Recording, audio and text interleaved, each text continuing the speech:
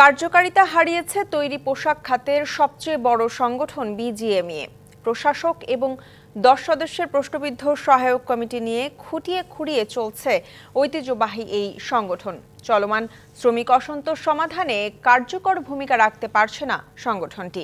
অস্থিরতা নিরসন করে তৈরি পোশাক শিল্পকে সামনে এগিয়ে নিতে দ্রুত নির্বাচন দিয়ে কার্যকর কমিটি গঠনের দাবি সদস্যদের। দেশে তৈরি পোশাক শিল্প মালিকদের সবচেয়ে বড় সংগঠন বিজিএমইএ। এই খাতে উন্নয়নের পাশাপাশি যে কোনো সংকটে গুরুত্বপূর্ণ ভূমিকা রাখে এই প্রতিষ্ঠান। কিন্তু গত নির্বাচনে কারচুপির অভিযোগে 20 অক্টোবর পরিচালনা পর্ষদ ভেঙে দিয়ে নিয়োগ দেওয়া হয় প্রশাসক। 24 অক্টোবর গঠন করা হয় 10 সদস্যের সহায়ক কমিটি, যা অনেকটাই প্রশ্নবিদ্ধ।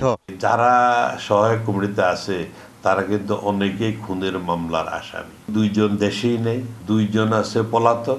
35 জনের বডি তো আর 6 জন আর 7 জনের সম্ভব না। যার কারণে যে প্রবলেমটা দেবে অ্যাড্রেস করা দরকার, এই অ্যাড্রেস প্রপারলি হচ্ছে না। 25 বছরের ওয়ারেন্টিযুক্ত দীর্ঘস্থায়ী দরজা প্রোটেক্টর, আধুনিক ও মজবুত দরজা। ফলে গাজীপুর, আশুলিয়া সহ বিভিন্ন এলাকায় পোশাক খাতে শ্রমিক অসন্তোষ নিরসনে কার্যকর ভূমিকা রাখতে পারছে না সংগঠনটি। প্রশাসক উনিও দেশে নাকি নেই আমি শুনলাম। যদি শ্রমিকদের ন্যায্য পাওনা থাকে তাকে সেটাও মিটাতে হবে। কিন্তু এই বোর্ড যদি থাকতো তাহলে মনে হয় যে আরও বলিষ্ঠভাবে এই সমস্যার সমাধানটা আরও আগেই সম্ভব হতো।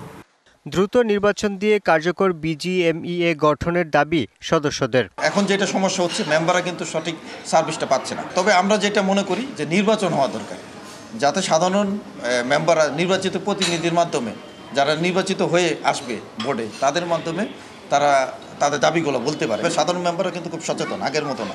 তারা কিন্তু এবার দেখবে কে আন্তরিক, কে কাজ করতে পারবে। নির্বাচনের মেইন ফ্যাক্টর হলো ভোটার লিস্ট।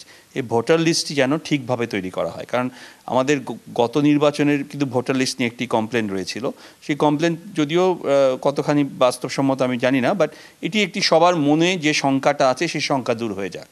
নিয়ম অনুযায়ী 120 দিনের মধ্যে সুষ্ঠু নির্বাচন দিয়ে নির্বাচিত পর্ষদের কাছে দায়িত্ব হস্তান্তর করবে প্রশাসক। Yusuf Rana, DBC news, Dhaka.